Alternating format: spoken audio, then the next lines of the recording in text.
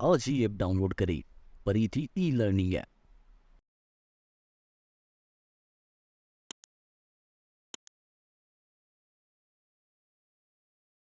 ठीक है, क्यूमुलस ऊफेरस, ठीक है, इन बाहर वाली सेल्स को। और ये जो तुमको दिख रही है ये जिससे अटैच है, ठीक है, ये जो पूरी स्ट्रक्चर है ये अटैच है इस पूरे स्ट्रक्चर के साथ में, इस पूरे ग्राफिन फॉलिकल के साथ में। ये जो तुमको एक अटैचमेंट दिख रहा है ये वाला, this one is known as the germ hill, ठीक है। इसको हमने क्या बोला, जर्म हील। अच्छा, टर्शियरी फॉलिकल वही मैच्योर के ग्राफिन फॉलिकल में चेंज हुआ है, तो इसके अंदर ये जो है ये अभी भी क्या है, सेकेंडरी oocyte है। मीन्स प्लॉइडी क्या है इसकी, प्लॉइडी इज एन। इतनी चीज क्लियर है। बाहर वाली लेयर ग्रेनुलोसा सेल्स है, फॉलिकल सेल्स है, ठीक है। तो ये हमारा होता है एक कंप्लीट ग्राफिन फॉलिकल। इतनी चीज क्लियर है। अब ये ग्राफिन फॉलिकल क्या होगा, ओव्यूलेट, ये ग्राफिन फॉलिकल रप्चर होगा, ठीक है। क्यों रप्चर होगा, ओव्यूलेशन है, क्योंकि जो असल में एग है ये पूरा एग नहीं है, ये अंदर वाली चीज एग है असल में, ठीक है। तो ये चीज पूरी क्या होगी, रप्चर होगी। जब ये चीज रप्चर होती है तो इसमें थोड़ा बहुत ब्लड लॉस होता है, जिसको हम हीमोरेजिक स्टेज बोलते हैं, कॉर्पस हीमोरेजिक स्टेज, ठीक है। उसको हम मेंशन नहीं कर रहे हैं यहाँ पे, पर हम डायरेक्टली बोल रहे हैं कि ये चीज क्या होगी, अब रप्चर होगी, ठीक है। अब ये जो ग्राफिन फॉलिकल है, ठीक है, ये क्या होगा, इसको और एफएसएच एक्ट करेगा, एफएसएनएलएच, और ये रप्चर होगा, ठीक है। पर जो ग्राफिन फॉलिकल रप्चर हो रहा है, ये रप्चर हो रहा है because of the luteinizing hormone, ठीक है, ये याद रखना। अभी तक यहाँ पर एफएसएच वर्क कर रहा है, ठीक है, पर जो ग्राफिन फॉलिकल रप्चर हो रहा है वो रप्चर हो रहा है because of the luteinizing hormone, ठीक है। तो उसकी हम बात करके जब हम हार्मोनल वाला अभी बताऊंगा तुमको पूरा, ठीक है। तो ये रप्चर हुआ, रप्चर होते थोड़ा सा ब्लड लॉस होता है, जिसको हम बोलते हैं कॉर्पस हीमोरेजिक स्टेज, ठीक है, पर हम उसको अभी बात नहीं कर रहे उसकी, ठीक है। हम डायरेक्टली बढ़ते हैं कि जैसे ही रप्चर हुआ तो इसमें अगर एग को रिलीज हो गया, ये एग यहाँ से रिसीव कर लिया जाएगा बाय द यूट्रस, ठीक है। तो ये एग जो है ये तो यहाँ से क्या हो जाएगा, यूट्रस से रिसीव हो जाएगा, ठीक है। यूट्रस वही स्वीपिंग मूवमेंट, ओवरी के ऊपर इनफंडिबुलम जो होता है वैसे स्वीपिंग मूवमेंट करता रहता है, ठीक है। जिसके जो फिम्ब्रेज होते हैं वैसे क्या बोलते हैं, स्वीपिंग मूवमेंट करते रहते हैं, जिसकी वजह से क्या होगा, ये जो एग है ये रिसीव हो जाएगा, ठीक है। This is the secondary oocyte, ठीक है, ओवा जो हम क्या बोलते होता है, ठीक है। इसके ये पूरा ओवा है और इसमें असल में कौन है, यहाँ पे अंदर सेकेंडरी oocyte है। ये जो बच जाता है इसको हम बोलते हैं कॉर्पस लूटियम, ठीक है। और ये जो कॉर्पस लूटियम होता है, ठीक है, ये फर्दर ऑन दो स्टेजेस को बनाता है, ठीक है। मतलब यहां से अब हम पूरे पार्ट को दो स्टेज में डिवाइड कर सकते हैं, ठीक है। कौन कौन सी दो स्टेज, दो स्टेज वो हो सकती है कि अगर ये कॉर्पस लूटियम, ठीक है, फर्टिलाइज नहीं हो, और ए सॉरी, पहली स्टेज कि अगर ये ओवा फर्टिलाइज नहीं हो बाय द स्पर्म, ठीक है। और सेकंड स्टेज अगर ये कॉर्पस लूटियम, ये ओवा जो है ये फर्टिलाइज हो जाए, तो यहाँ से मैं दो स्टेज बना सकता हूँ, if the ova is fertilize not fertilize and if the ova is fertilize. अगर ओवा जो होता है वो फर्टिलाइज नहीं होता है, ठीक है, इफ ओवा इज नॉट फर्टिलाइज, ओवा नॉट फर्टिलाइज, तो इन दैट केस ये जो कॉर्पस लूटियम होता है इसकी खुद की एक लाइफ स्पान होता है। इसका जो लाइफ स्पान होता है वो होता है अराउंड 14 डेज का, ठीक है। तो 14 डेज बाद में ये कॉर्पस लूटियम क्या होगा, डिजेनरेट होना शुरू होगा और converted into a scar tissue, जिसको हम बोलते हैं कॉर्पस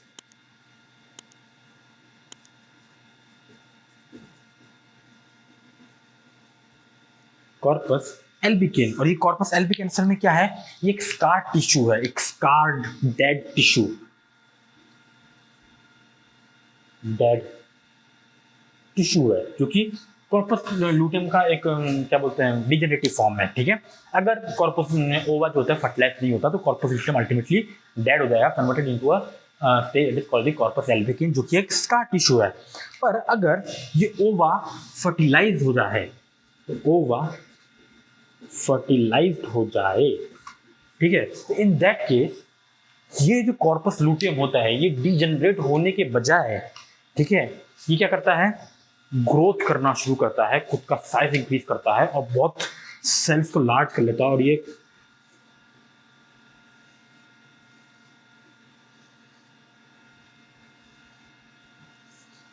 एक हाईली मास टिश्यू में कन्वर्ट होता है, एक बिल्कुल लार्ज हाईली मास टिश्यू में कन्वर्ट होता है।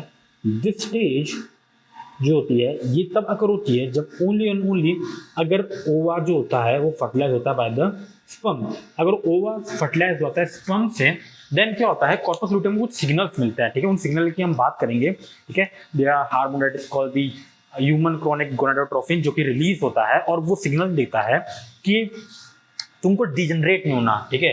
तुमको क्या करना है अब और ग्रोथ करनी। क्यों? क्योंकि अब तो ये ओवा फर्टिलाइज हो गया और ये ओवा अब कन्वर्ट होगा इनटू जाइगोट, ठीक है। और फीटस सॉरी ओवा फर्टिलाइज होकर जाइगोट में कन्वर्ट हो गया, अब ये फीटस में कन्वर्ट होना शुरू होगा, ठीक है। तो उसको न्यूट्रिशन वगैरह देने के लिए कॉर्पस लूटियम पे सिग्नल्स जाते हैं कि तुमको डिजनरेट नहीं होना, बल्कि तुमको करना और बढ़ना है। जिससे क्या होगा, एक बहुत खास चीज होती है, वो खास चीज ये होती है कि ये जो कॉर्पस लूटियम होता है,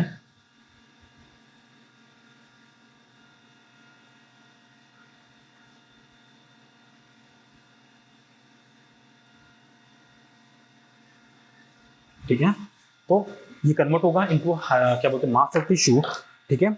और ऐसा इसलिए करना जरूरी है क्योंकि कॉर्पस लूटियम का एक बहुत खतरनाक काम होता है, ठीक है। कॉर्पस लूटियम केवल एक स्टेज नहीं है, ठीक है, ये बहुत कुछ है। क्योंकि corpus luteum act as a temporary endocrine gland. Corpus luteum जो होता है वो एक टेम्पररी एंडोक्राइन ग्लैंड की तरह वर्क भी करता है। तो जो कॉर्पस लूटियम है, ठीक है, it act as a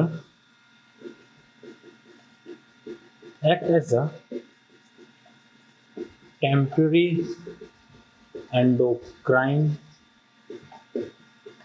gland, ठीक है। कॉर्पस ये नहीं, ये भी टेम्पररी एंडोक्राइन ग्लैंड की तरह वर्क कर रहा है, पर ये कॉर्पस लूटियम कर रहा है असल में, ठीक है।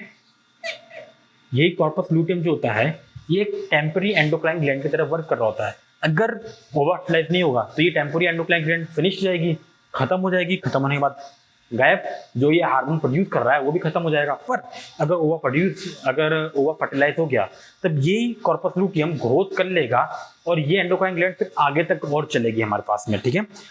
अच्छा, टेम्पररी एंडोक्राइन ग्लैंड की तरह वर्क कर रहा है, पर ये हार्मोन कौन सा रिलीज कर रहा है, ठीक है। तो ये जो हार्मोन रिलीज करता है उस हार्मोन का नाम होता है प्रोजेस्टेरॉन, ठीक है। तो corpus luteum secreted an hormone जो होता है प्रोजेस्टेरोन, जो कि बहुत इंपॉर्टेंट हार्मोन। अगर प्रोजेस्टेरोन सिक्रेट ना हो तो क्या बोलते हैं, जो फीटस है, ठीक है, वो ग्रोथ ही नहीं कर पाएगा यूट्रस के अंदर, ठीक है। वो अल्टीमेटली फॉल डाउन हो जाएगा फ्रॉम द वेजाइना, ठीक है। वो हम पढ़ेंगे जब हम मेंस्ट्रुअल साइकिल की बात करेंगे पूरी की पूरी, ठीक है। तो यहाँ से कॉर्पस लूटियम से दो चीजें निकल के आती हैं। अगर ओवा फर्टिलाइज हो गया, ओवा फर्टिलाइज नहीं हुआ, फर्टिलाइज हो गया, कन्वर्टेड इनटू कॉर्पस एल्बिकेन, सॉरी ओवा फर्टिलाइज नहीं हुआ, कन्वर्टेड इनटू कॉर्पस एल्बिकेन जो कि स्कार्ड डेड टिश्यू है। अगर फर्टिलाइज हो गया तो converted into corpus luteum growth करना शुरू हो जाएगा, ठीक है। कन्वर्ट नहीं हुआ पर ये ग्रोथ करना शुरू हो जाएगा, ठीक है। और ग्रोथ हो गया खुद की सेल्स को बहुत बढ़ा लेगा, ठीक है। और कॉर्पस लूटियम जो होता है वो एंडोक्राइन ग्लैंड की तरह वर्क करता है as a temporary endocrine gland, ठीक है। तो वो जो हार्मोन सिक्रेट कर रहा है वो थ्रू लॉन्ग सिक्रेट होता रहेगा, ठीक है, थ्रू आउट द प्रेगनेंसी। तो ये कंप्लीट क्या है, oogenesis। अब हमको बात करनी है कि यहाँ पे LH का क्या वर्क है और FSH का क्या वर्क है, ठीक है। तो अब समझना ये बहुत इंपॉर्टेंट रोल है इन दोनों का ही, ठीक है। दोनों एक बहुत अच्छा काम करते हैं, ठीक है, जो कि हमको पता होना चाहिए फॉर श्योर। देखो काम क्या है कि ये जो FSH और ये जो LH है, ठीक है, ये दोनों बहुत सही वो काम करते हैं। क्या? देखो अगर डीपली स्टडी बताऊं, ठीक है, तो LH जो होता है इसका काम क्या होता है मेल के अंदर, LH मेल के अंदर एंड्रोजन प्रोड्यूस करवाता है। सेम फीमेल में भी जो LH होता है वो एंड्रोजन का प्रोडक्शन करता है। अब तुम बोलेगा एंड्रोजन तो क्या बोलते हैं, मेल हार्मोन है, एंड्रोजन कन्वर्ट हो सकता है, ठीक है, भले ही फीमेल हो मेल फीमेल दोनों में ही एंड्रोजन प्रोड्यूस होते हैं। ये एंड्रोजन्स बाद में कन्वर्ट हो सकते हैं into male and female hormone, ठीक है। एंड्रोजन बाद में कन्वर्ट हो सकता है into female hormone that is the oestrogen, ठीक है। तो ये LH जो होता है ये क्या करवाता है, एंड्रोजन का प्रोडक्शन करवाता है, ठीक है। LH एंड्रोजन का प्रोडक्शन करता है, FSH जो होता है वो करता है इस एंड्रोजन को कन्वर्ट करता है इनटू एस्ट्रोजन। तो अगर मेरे को एक पॉइंट में बोलना हो तो मैं ये बोल सकता हूं कि हर टाइम क्या हो रहा है, FSH तो वर्क कर ही रहा है साथ में यहाँ पे LH भी वर्क कर रहा है हर बार, और जब FSH LH दोनों साथ में वर्क कर रहे हैं तो ये क्या कर रहे हैं, ये एक बहुत अच्छा काम कर रहे हैं। ये क्या करते हैं, जैसे ही FSH और LH वर्क करते हैं दोनों साथ में, ठीक है, तो ये क्या करवाते हैं, ये यहाँ पे प्रोडक्शन करवाते हैं किसका, एस्ट्रोजन का, ठीक है। तो जैसे ही FSH और LH दोनों आपस में वर्क करते हैं, यहाँ से कंटिन्यूसली क्या निकलता रहता है, एस्ट्रोजन, ठीक है। मीन्स जैसे जैसे फॉलिकल स्टिमुलेट हो रहे हैं, ये अपने आगे आगे स्टेज में बढ़ रहा है, वैसे वैसे ब्लड के अंदर, ठीक है, ओवरी से क्या हो रहा है, एस्ट्रोजन का अमाउंट बढ़ रहा है। क्यों, ये एस्ट्रोजन भी प्रोडक्शन कर रहे हैं। कैसे कर रहे हैं, LH जो होता है एंड्रोजन का प्रोडक्शन करता है, ये एंड्रोजन कन्वर्ट होता है into oestrogen by the action of FSH, ठीक है। तो हर टाइम जैसे जा रहा है एस्ट्रोजन, ठीक है, फिर यहां से यहां गया एस्ट्रोजन। इतनी चीज क्लियर है। एक इस स्टेज के लिए रिमेंबर रखना क्या चीज, कि जो ग्राफियन फॉलिकल है हमारा, ठीक है, अच्छा मैंने इसको लेबल नहीं करा था, मैंने इसको मिटा दिया था। This one is our Graafian follicle, ठीक है। तो हमारा जो ग्राफियन फॉलिकल है, ठीक है, ये जैसे रप्चर होता है तो उसी स्टेज को हम क्या बोलते हैं, ये रप्चर हुआ, इसी स्टेज को हमने क्या बोला, ओव्यूलेशन, ठीक है, जो कि फीमेल के अंदर होता है। ये हम पढ़ेंगे मेंस्ट्रुअल साइकिल में कब ओव्यूलेशन हो रहा है, ठीक है। वैसे हमको पता है ओव्यूलेशन जो होता है वो 13 to 14th डे पर होता है, 13-14th डे पर होता है ओव्यूलेशन। तो ये जो ओव्यूलेशन करवा रहा है, ठीक है, ये जो रप्चरिंग पार्ट है, इसमें जो स्पेसिफिक रोल है वो किसका है, यहाँ पे LH का है, ठीक है। LH यहाँ पे बहुत स्पेसिफिक रोल प्रोड्यूस करता है, ठीक है। मेन काम जो है किसका यहाँ पे, LH, that is the luteinizing hormone, ठीक है। तो इसको रप्चर कराने का काम कौन कर रहा है, LH। रप्चरिंग में कौन मदद कर रहा है, LH मदद कर रहा है, ठीक है। और ये यहाँ से मिल गया, you can label it again,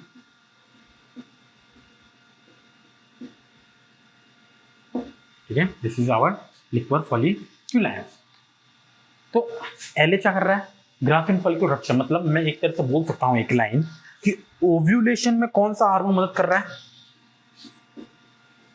ovulation में कौन सा हार्मोन मदद कर रहा है, that is LH, luteinizing hormone. क्यों, जब ग्राफियन फॉलिकल पर LH एक्ट करता है तो ये क्या होता है, रप्चर कर देता है, जिससे क्या हुआ, ओव्यूलेशन हुआ, ये बाहर निकल गया यहाँ से। इसको कौन रिसीव कर लेगा, यूट्रस रिसीव कर लेगा। इतनी चीज क्लियर है। अच्छा, LH कैसे करता है ये काम, देखो हो क्या रहा है, लोगों को पता लग रहा हो कि जब FSH और LH वर्क कर रहे हैं तो ये फॉलिकल स्टिमुलेट हो रहे हैं, वो फॉलिकल स्टिमुलेट होकर यहाँ पे क्या हो रहा है, एंट्रम में लिक्विड बढ़ता आ रहा है। LH क्या काम करता है, LH क्या करता है, किसी एक साइड से फॉलिकल को बहुत ज़्यादा स्टिमुलेट करता है, जिसकी वजह से वो बहुत ज़्यादा अमाउंट में क्या करते हैं, फ्लूइड सीक्रेट करना शुरू करते हैं। अब खुद सोचो, अगर किसी गुब्बारे में, ठीक है, कंटिन्यूसली किसी एक साइड से फ्लूइड आता रहे बहुत सारा, तब क्या होगा, एक टाइम बाद में गुब्बारा फट जाएगा, ठीक है, वो उतना रिटेन नहीं कर पाएगा फ्लूइड। सेम LH यहाँ से करता है, एक साइड से जो सप्लाई होती है ब्लड की वो बहुत ज़्यादा बढ़ा देता है। ब्लड की सप्लाई बढ़ाने की वजह से वहाँ पर FSH बहुत ज़्यादा पहुँच रहा है, जिससे फॉलिकल बहुत ज़्यादा स्टिमुलेट हो रहे हैं और बहुत सारा अमाउंट में क्या हो रहा है, फ्लूइड सीक्रेट करते जा रहे हैं, जिसकी वजह से ये बढ़ता आ रहा है। लास्ट फाइनली ये क्या होता है, पॉप आउट करके बाहर निकल जाता है, जो कि हमको यहाँ दिखा है। तो ये कंप्लीट प्रोसेस किसका होता है, oogenesis का, ठीक है। यहाँ पर 3-4 बातें हमको करनी है, ठीक है, वो मैं यहाँ लिख देता हूँ, ठीक है। तो 3-4 बातें हमको पता होनी चाहिए, ठीक है। दीज आर, पहली चीज, पहली बार जो प्यूबर्टी होती है, ठीक है, फर्स्ट मेंस्ट्रुअल साइकिल जो होती है, चलो ये हम मेंस्ट्रुअल साइकिल में पढ़ लेंगे, ठीक है। तो यहाँ लिख लो, ओव्यूलेशन कौन करवाता है, LH करवाता है। दूसरी एक चीज़ बहुत इंपॉर्टेंट तुमको याद रखनी है, हमने यहाँ पे एक बात करती है इंसाइट की, यहाँ म्यूसिस फर्स्ट हो गया, तो जब म्यूसिस फर्स्ट हुआ होगा तो 2 सेल बनी होगी। हमें यहाँ तो अभी भी एक ही सेल दिखा रहा हूँ मैं, फाइनल तक भी मैंने एक ही सेल, दूसरी सेल कहाँ गई। ये जो यहाँ पर डिवीजन होता है ये एक नॉन इक्वल डिवीजन होता है इन द क्या बोलते हैं, बेसिस ऑफ कि कितना साइटोप्लाज्म रिटेन हुआ। मतलब सपोज हम बात करते हैं कि ये एक सेल है इस सेल ने ग्रोथ करी तो फिर ये सेल क्या होगी, डिवाइड होती है और 2 सेल में कन्वर्ट हो जाती है, ठीक है।